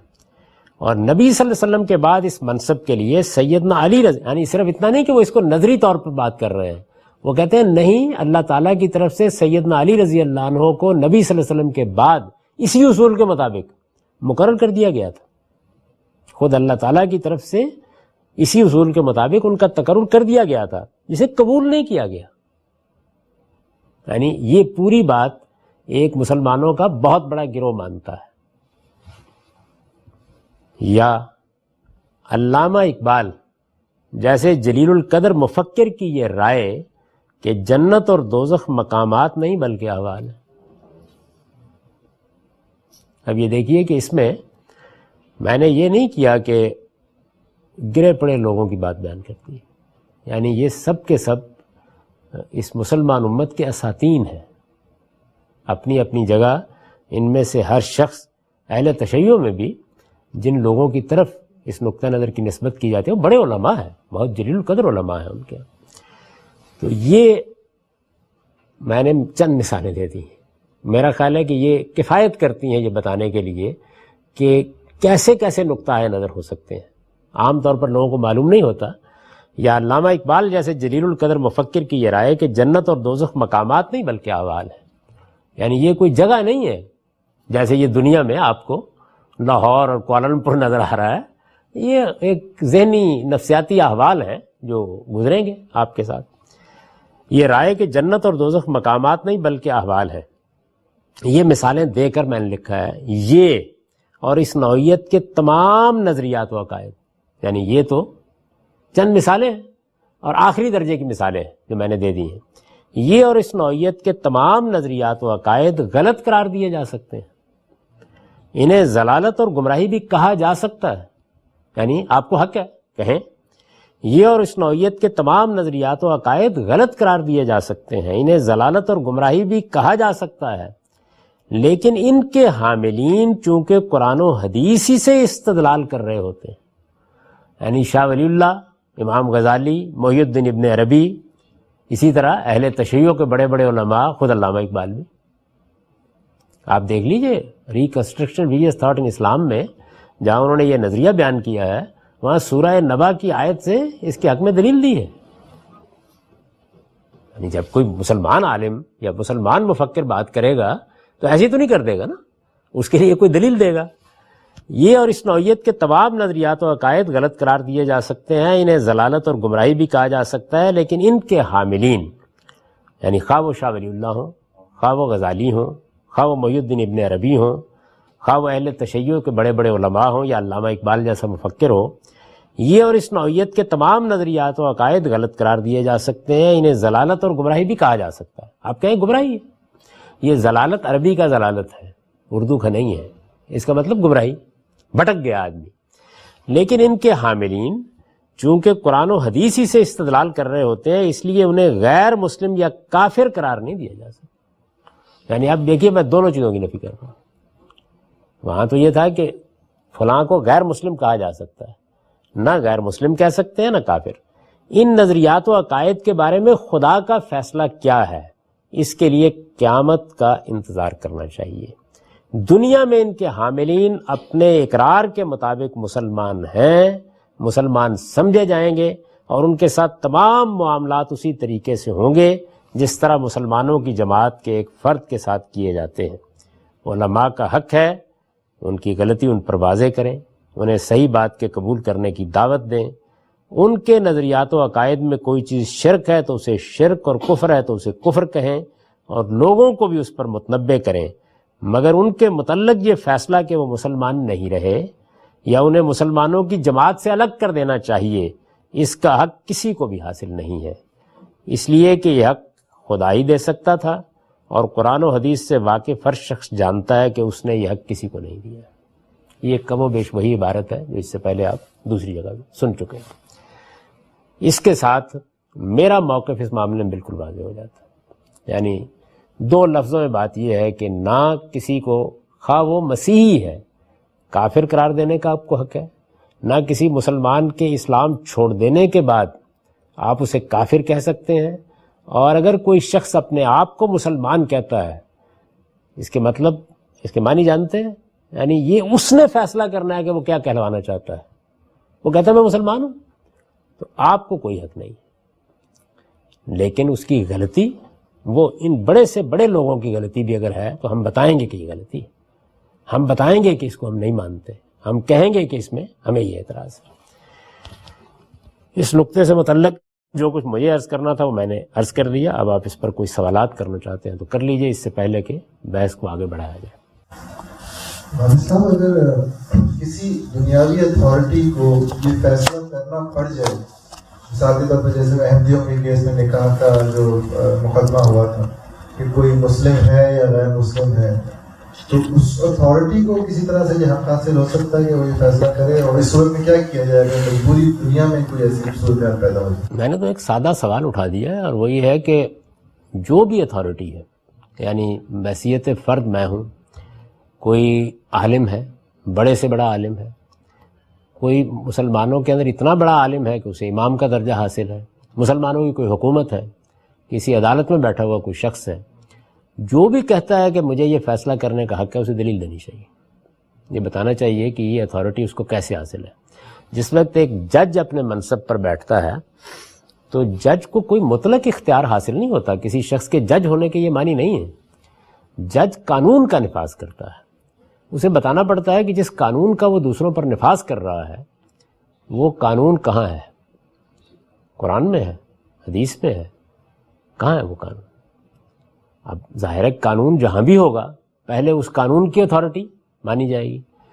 تو یہاں پر بھی اگر کوئی قانون سازی کرنی ہے تو قانون ساز ادارے کو، اور اگر آپ نے عدالت ہی میں جانا ہے تو اس کو بتانا پڑے گا. تو میں یہ عرض کر رہا ہوں کہ اس کا اختیار کسی کے پاس ہے نہیں، یہ اتھارٹی اللہ تعالیٰ نے نہیں دی. اس وجہ سے ہر جج کو یہی کہنا چاہیے کہ یہ معاملہ میری جورسڈکشن میں نہیں ہے. آپ جانتے ہیں نا کہ عدالت میں سب سے پہلے یہ سوال ہوتا ہے کہ ہاں جناب کی جورسڈکشن کیا ہے، آپ کو یہ فیصلہ کرنے کا حق بھی ہے یا نہیں. بڑا مشہور مقدمہ ہے، آپ جانتے ہیں، جناح صاحب نے لڑا تھا. ایک مقام پر مسلمانوں کا اور کچھ دوسرے لوگوں کا جھگڑا تھا، اور ریاست بھوپال میں وہ مقدمہ وہ لڑنے کے لیے گئے، اور کئی دن تک جو دوسرے وکیل تھے مقابل میں وہ بہت نکات چھانٹتے رہے، بہت بحث کرتے رہے. جناح صاحب خاموش بیٹھے رہے، بس کبھی کبھی ہیئر لائز دا پوائنٹ یا اس طرح کا کوئی جملہ کہہ دیتے تھے. جب کئی دن کی بحث ختم ہوئی اور اٹھے تو انہوں نے پرانی کتاب نکال کے عدالت میں پیش کی اور کہا کہ دیکھیے یہ عدالت اس مقدمے کو سننے کا اختیار نہیں رکھتی. یعنی پہلا سوال یہی تھا جس پر گفتگو ہونی چاہیے تھی. تو اس لیے پہلا سوال یہی ہے کہ جج صاحب نے جب یہ مقدمہ ان کے پاس کوئی لے کے آ جائے گا تو ان کو سب سے پہلے یہ بتانا چاہیے کہ ان کی جورسڈکشن ہے. میں یہ کہہ رہا ہوں کہ اس کی جورسڈکشن نہیں. مگر میرے خیال میں پاکستان میں کیونکہ ایک لا پاس ہو گیا ہے، اس کو ریفر کر کے ایک جج صاحب یہ فیصلہ کر سکتے ہیں کہ ہمارے ملک میں یہ قانون پاس ہو گیا ہے، اس کے تحت میں یہ فیصلہ کر رہا ہوں. وہ قانون یعنی کہ اسلام کی روح سے نہیں بلکہ اس ملک کے قانون کے روح سے فیصلہ کر سکتے ہیں. نہیں، بالکل ٹھیک بات آپ نے کہی. یعنی اب دیکھیے اتھارٹی ایک دوسری جگہ چلی گئی. یعنی جج اب قانون کا پابند ہے، اس کو جو پارلیمنٹ نے قانون بنا دیا اس کے مطابق فیصلہ کرنا ہے، تو جج بری ذمہ ہو گیا. ان کا سوال اس سے پیچھے تھا. اب جج بری ذمہ ہو گیا، اب میں پارلیمنٹ سے پوچھتا ہوں. تو اس وجہ سے سوال تو اپنی جگہ قائم ہے نا، صرف ایک جگہ سے اٹھ کے دوسری جگہ چلا گیا ہے، اس سے زیادہ کچھ نہیں ہوا. تو یہ بتانا چاہیے. دیکھیے میں تو دین کا ایک طالب علم ہوں، تو اس وجہ سے جو بحث میں نے کی ہے اس کے دلائل دے دیے.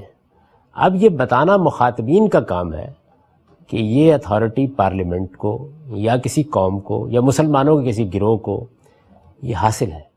اس کے لیے تو قرآن و حدیث سے استدلال کرنا پڑے گا. جب یہ بات اتنی واضح ہے تو ہماری تاریخ میں یہ سلسلہ کب شروع ہوا کہ جب ہم نے ایک دوسرے کو کافر کہنا شروع کر دیا؟ کیونکہ اگر اتنے بڑے بڑے عالم اس نوعیت کے تھے تو کسی دوسرے عالم نے ان کے اوپر فتویٰ یہ نہیں لگایا کہ یہ کافر ہو گئے وحدت الوجود کی وجہ سے یا کسی اور نتیجے کی وجہ سے یا اور کسی تشریح کی وجہ سے. ہمارے ہاں جو لوگ واقعی علماء ہیں یا علماء رہے ہیں ہماری تاریخ میں اور ان کی بڑی غیر معمولی خدمات ہیں، وہ اتنی ہی بات کہتے ہیں.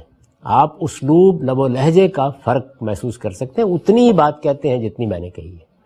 یعنی ایک عالم کو یہ تو بتانا ہے نا یہ کفر ہے، یہ شرک ہے، وہ اتنی بات کہتے ہیں. کسی گروہ کے بارے میں یہ فتویٰ لگا دینا اور فتویٰ لگانے کے بعد اسے مسلمانوں کی جماعت سے الگ کر دینا، یہ وہ چیز ہے کہ جس کا ارتکاب ہوا ہے.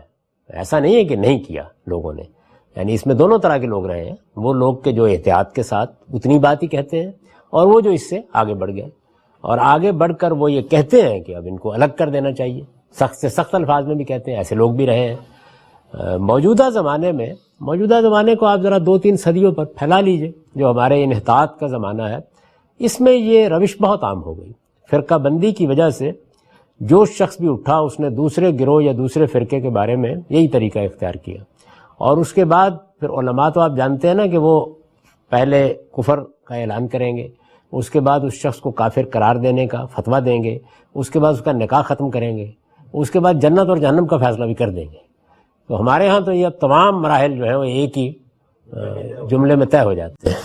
مگر عالم اسلام میں یعنی کہ شیعہ اور سنی کی جو تفریق تھی اس میں تو کسی نے نہیں کہا کہ دوسرا فرقہ جو ہے فریق. عام طور پر جلیل القدر علماء میں سے ایسا نہیں کیا گیا، یعنی کیوں نہیں کیا نہ غلطی واضح کی گئی ہے. اس میں آپ کو غیر محتاط لوگ مل جائیں گے، بہت سے لوگ مل جائیں گے. وہ یہ کہہ رہے ہوں گے کہ یہ بالکل کفر ہے اور اس کی کوئی گنجائش نہیں ہے، یہ فلاں چیز کے قائل ہیں اور فلاں چیز کے قائل ہیں. اور اس میں لب و لہجہ بعض اوقات ایسا ہوتا ہے کہ لگتا یہی ہے کہ ان کو الگ کر دیا گیا ہے. تاہم ایک قانونی فیصلہ ہے نا، یعنی وہ قانونی فیصلہ تو آپ دیکھیے اس کی بڑی سادہ مثال ہے. وہ قانونی فیصلہ ہو چکا ہوتا تو اس وقت ہمارے ہاں سعودی عرب میں ایک غلط روایت قائم ہو چکی ہے کہ غیر مسلموں کو ہم حرم میں داخل نہیں ہونے دیتے، نہ مسجد نبی میں داخل ہونے دیتے. میں آپ سے عرض کروں، پچھلے دنوں ایک مشہور سکھ ادیب کا انتقال ہوا ہے. اس کے کچھ اشعار میں نے پڑھے، وہ اس شوق میں کہ وہ مدینہ جائیں گے چلے گئے تو ان کو داخل نہیں ہونے دیا گیا. تو اس موقع پر جو انہوں نے اشعار کہے ہیں وہ رلا دینے والے ہیں. میں پورا دن ان کے وہ اشعار پڑھنے کے بعد کسی کام میں دل نہیں لگا سکا. یعنی ان کا جو مفہوم تھا وہ یہ تھا، آزاد نظم ہے، اگر وہ دوسرے شعر ہوتے یاد رہ جاتے، تو وہ آزاد نظم ہے. اس میں وہ یہ کہتے ہیں کہ میں آ گیا ہوں آپ کی زیارت کے لیے، لیکن قاعدہ یہ ہے کہ آپ کو آمنے سامنے دیکھا نہیں جا سکتا. تو یہ لوگ کہتے ہیں کہ واپس چلے جاؤ. اگر یہی اصول ہے تو میں اسی اصول کے اوپر واپس جا رہا ہوں. تو کوئی گلہ نہیں، کوئی شکایت نہیں، یعنی بڑی محبت کا اظہار، غیر معمولی بات ہے. ظاہر ہے کہ پھر اس کے بعد آپ کو یہ قانون بنانا چاہیے تھا کہ شیعہ حضرات حج کے لیے نہیں آ سکتے. بنانا چاہیے تھا نا، نہیں بنایا آپ نے. تو اس وجہ سے ایک بڑے گروہ کے معاملے میں یہی رویہ اختیار کیا گیا. ایک سوال اس میں یہ تھا کہ آپ نے کفر کے لفظ کی جو بحث ہے اس پہ روشنی ڈالی. کفر کا لفظی معنی تو آپ نے بیان کر دی، لیکن جب اصطلاح بن گیا تو ہم اس کا امپلیمنٹ نہیں کر سکتے. یہ جو اسلام ہے یا مسلمان ہے، مسلم، یہ بھی اگر فعل کے طور پہ استعمال ہوتا ہے تو سلم علیہ وسلم تسلیم کرنے کے معنی میں ہے، لیکن مسلم بھی کفر کی طرح ایک اصطلاح ہے کہ جانتے بوجھتے دل سے خدا کا اقرار کرنا، دل سے اور قول سے بھی اور دل سے بھی. تو ہمیں تو پھر یہ حق بھی نہیں ہونا چاہیے کہ ہم کسی کو یہ کہہ سکیں کہ یہ مسلمان ہے. ہم اس کو یہ کہہ دیں کہ اسلام کو مانتا ہے، لیکن مسلمان کی اصطلاح بھی اسی طرح ممنوع ہونی چاہیے جیسے کافر کی اصطلاح. یہ جو آپ نے تعریف کی، یہ ایمان کی تعریف، کہ وہ دل کی تصدیق بھی چاہتا ہے اور وہ یہ بھی چاہتا ہے کہ زبان سے اقرار کیا جائے. وہ ایمان ہوگا تبھی وہ مسلمان کہلائے گا، اس کے بغیر مسلم تو وہ تب کہلائے گا نہیں. اسلام اور چیز ہے، ایمان اور چیز ہے. اسی کو رسالت مآب صلی اللہ علیہ وسلم نے اپنے سوالوں کے جواب میں بھی واضح کیا ہے حدیث جبریل میں. ایمان وہ چیز ہے کہ جس میں میں دل کی گہرائیوں سے اپنے پروردگار کو مانتا ہوں، فرشتوں کو مانتا ہوں، کتابوں کو مانتا ہوں. اس ایمان کے لیے دل کی تصدیق بھی ضروری ہے، زبان کا اقرار بھی ضروری ہے. لیکن اسلام میں تو میں گواہی دیتا ہوں اس بات کی کہ اللہ کے سوا کوئی معبود نہیں اور محمد صلی اللہ علیہ وسلم اللہ کے رسول ہیں. وہ گواہی اگرچہ دل میں وہ جھوٹی ہو اور بظاہر میں دے رہا ہوں تب بھی مسلمان ظاہر منافقین کو اسی اصول پر مسلمان مانا گیا. خود رسالت مآب صلی اللہ علیہ وسلم کے سامنے کوئی فیصلہ نہیں کیا گیا, مانا گیا ان کو. عبداللہ بن ابی کی نماز جنازہ رسالت مآب صلی اللہ علیہ وسلم پڑھانے سے نہیں رکے, اپنی چادر دے دی, بچھا دو نیچے.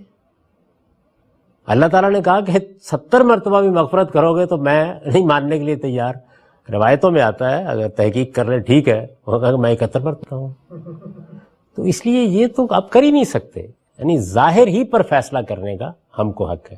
باطن میں کیا چیز ہے اس کا ہم سے کوئی تعلق نہیں ہے. ہم مسلمان ظاہر کی بنیاد پر کسی کو کہتے ہیں. اسی لیے میں نے یہ کہا کہ خدا کے ہاں کیا فیصلہ ہوگا. ممکن ہے کہ ایک آدمی یہاں مسلمانوں کی صف میں کھڑا ہے, قیامت میں اٹھے تو کسی اور صف میں اللہ نے کھڑا کیا ہو تو وہ کر دے گا, اس کو تو حق حاصل ہے نا دلوں کے حال جاننے کا. مجھے تو دوسرے کا اقرار دیکھنا ہے بس, اس کے سوا کچھ نہیں. اور یہ اللہ تعالیٰ جو قرآن مجید میں کہہ رہے ہیں سیدنا مسیح کے ماننے والوں کو کہ قیامت تک کے لیے جو فوق الذین کفروا الی یوم القیامہ, تو اس میں بھی کہ اللہ تعالیٰ کو پہلے سے علم ہو گیا کہ سارے کے سارے کافر ہی ہوں گے, یا یہاں پر کفر جو ہے محض انکار کے معنی میں؟ نہیں, وہاں یہ بیان کیا گیا کہ جنہوں نے حضرت مسیح کا انکار کر دیا وہ ایک گروہ ہے پورا کا پورا. وہ گروہ کون سا ہے؟ وہ یہود اہل کتاب کا گروہ ہے. یہود اور اہل کتاب کے معاملے میں اللہ تعالیٰ اپنا فیصلہ سنا چکے ہیں کہ میری طرف سے بحیثیت گروہ ان کے اوپر اتمام حجت ہو گیا ہے اور یہ اب کو کافر ہے, منکرین ہے. کس کے منکرین ہیں؟ حضرت مسیح کے. تو آپ کہیں یہ بات کہ جن لوگوں نے مسیح کا انکار کر دیا ہے, اللہ نے پیغمبر بھیجا نا ان کے, تو اگر فرض کر لیجئے کہ میں بھی ان کو یہ کہوں کہ یہ لوگ منکرین مسیح ہیں, بالکل ٹھیک, اس میں تو کوئی رائے نہیں. آخری سوال یعنی ایسی تمام تعبیریں اصل میں حقیقت واقعہ کا بیان ہونی چاہیے بس, اس کے سوا کچھ نہیں ہے. جب آپ اسے اصطلاحی مفہوم میں استعمال کریں گے تو اس کے کچھ نتائج ہیں. یعنی یہ معلوم ہے کہ یہ بات طے ہے قرآن مجید میں کہ کفر کی سزا ابدی جہنم ہے, تو اصل میں جب آپ یہ کہہ رہے ہیں کہ فلاں کافر ہے تو آپ اگلا فتویٰ بھی دے رہے ہیں. اس لیے یہ اصطلاحی تعبیر ہے, لیکن یہی بات بطور واقعہ عربی زبان میں بیان کی جا سکتی ہے کہ یہ لوگ حضرت مسیح کے منکر ہیں, تو وہاں کفرائی کے لفظ استعمال کریں گے. کوئی شخص خود یہ اقرار کر لے کہ میں نے جانتے پوچھتے انکار کیا ہے, میں نے اس کو ہم نے دعوت دی ایک عام انسان کی حیثیت سے, وہ آگے سے یہ اصرار کرتا ہے کہ میں تمہاری دعوت سن چکا ہوں, ٹھیک بھی سمجھتا ہوں لیکن نہیں مانتا, وہ کئی وجوہات ہو سکتی. اس معاملے میں ہم اس متعین شخص کو اس کے اقرار کے بعد کہ اس پر اتمام حجت ہو چکا ہے کافر کہہ سکتے؟ اس پچھلی 15 صدیوں میں یہ واقعہ کہیں پیش آیا ہے. ہمارے بزرگوں نے نصیحت کی ہے کہ مفروضوں پر جواب نہیں دیا کرتے. میرے خیال میں وہ پیش ہی نہیں آ سکتا. دو ہی شکلیں ہوں گی, یا وہ آدمی سیدھا سادہ کہے گا کہ میں مسلمان نہیں رہا, اور یا وہ اپنے کسی نقطہ نظر کی تعویل کر رہا ہوں. ایسے ہی ہوگا. آنسر جو آپ نے کہا کہ جب اللہ تعالیٰ نے قرآن میں عیسائیوں کو کہا کہ یہ کافر ہو گئے تو وہ متعین گروہ ہے جس کو کہا, تو نہیں میں پہلے جو پہلے جو آپ نے آیت پڑھی تھی جس میں انہوں نے کہا تھا کہ یہ جو اہل کتاب ہیں یہ کافر ہو گئے, وہ تو رسالت مآب صلی اللہ علیہ وسلم کے زمانے کے کتاب, وہ متعین ان کی اب تخصیص کرتے ہیں ان عیسائیوں کی, ان اہل کتاب کی. ان کے بارے میں تو خدا کا فیصلہ موجود ہے. لیکن یہ جو آپ یہودی ہیں جو گروہ ہے ان کے اوپر تو اتمام حجت نہیں ہوا ہوا نا عیسیٰ کا, جو آج کل زندہ ہیں ان کو سزا کیوں جاری ہے ان کی کہ وہ زیر دست ہیں اہل کتاب کی؟ اللہ تعالیٰ دنیا میں جو سزائیں دیتے ہیں وہ بحیثیت امت بحیثیت گروہ دیتے ہیں. یعنی اس وقت ہم اگر کچھ جرائم کریں گے, ہمارے لیڈر کچھ جرائم کریں گے تو سزا ہماری نسلوں کو ملے گی.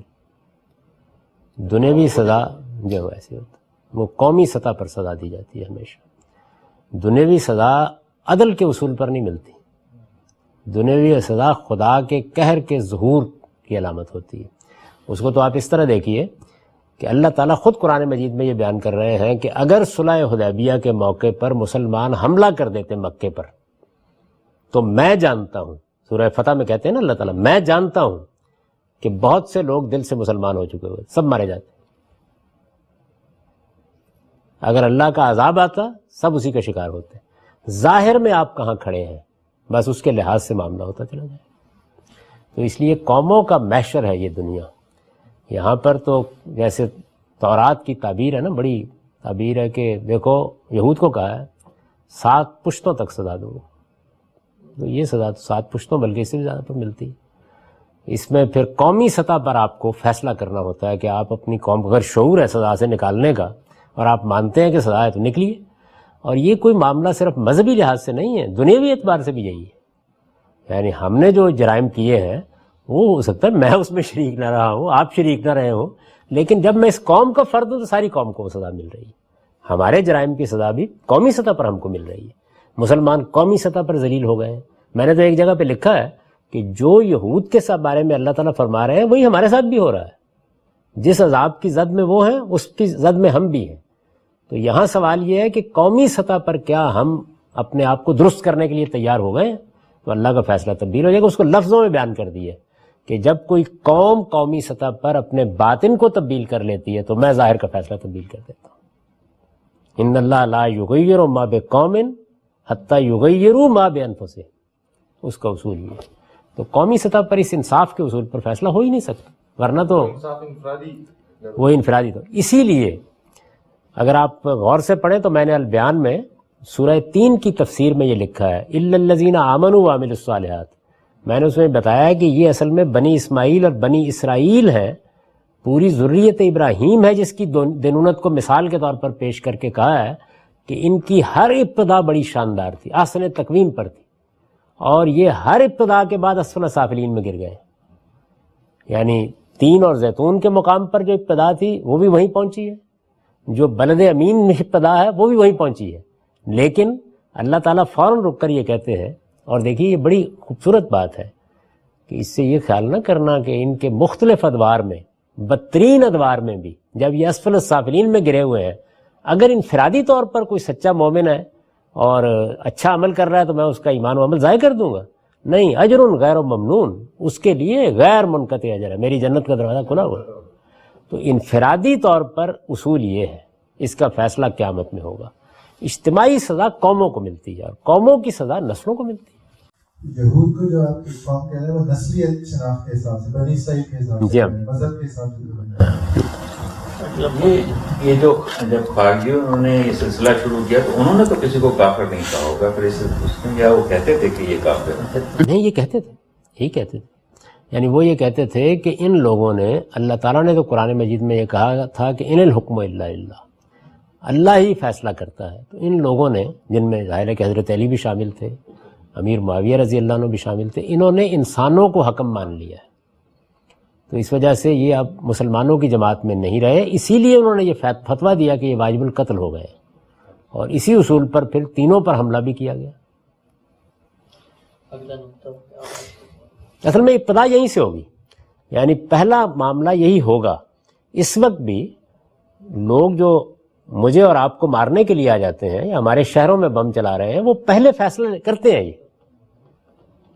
جب تک وہ ہمیں مسلمان، اسی لیے میں نے اس کو بیان کیا یہاں پہ کہ اصل میں جڑ یہ ہے، پہلے یہ فیصلہ ہوگا کہ یہ گروہ مسلمان ہے یا یہ فرد مسلمان ہے. تو میں کہہ رہا ہوں اس کا فیصلہ کرنے کا آپ کو حق ہی نہیں. میں کہہ رہا ہوں میں مسلمان ہوں، آپ کون ہوتے ہیں؟ یہ ہے نا میرا موقف. ان کا موقف یہ ہے کہ یہ فیصلہ ہم کو کرنے کا حق ہے، وہ یہ فیصلہ کرتے ہیں. آپ یہ دیکھیے کہ یہ فیصلہ کیے بغیر، بلکہ باقاعدہ انہوں نے، جو یہ مختلف منظم گروہ ہیں، باقاعدہ علماء کی ایک شورا بنائی ہوئی ہوتی ہے. پہلے وہاں سے یا تو ایک اجمالی فتویٰ لیا جاتا ہے یا متعین فتویٰ لیا جاتا ہے، اس کے بعد لوگوں کو حکم دیا جاتا ہے کہ آپ وہ جا کے اس کو امپلیمنٹ کر دیں. اس کے بغیر نہیں کرتے. یعنی جو ہوتا ہے قانون کے مطابق ہوتا ہے. جسٹس کیانی نے یہ کہا تھا نا، کسی خاتون نے کہا کہ جی میں تو آپ کے پاس انصاف لینے کے لیے آئی ہوں، جب وہ پاکستان کی چیف جسٹس تھے. ان کا بیوی کسی نے غلط رہنمائی کر دی آپ کہ ہم تو قانون دیتے ہیں، انصاف نہیں دیا کرتے. انصاف کے لیے کہیں اور جائیے، قانون ہم دیتے ہیں، وہ انشاءاللہ دے دیں گے آپ کو. آپ لوگوں کے پاس کوئی اور سوال نہیں رہا تو اس بحث کو پھر مکمل کیا جائے، اور اگلی نشست میں ہم انشاءاللہ العزیز شرک، کفر اور ارتداد سے متعلق مزید کچھ توضیحات کریں گے.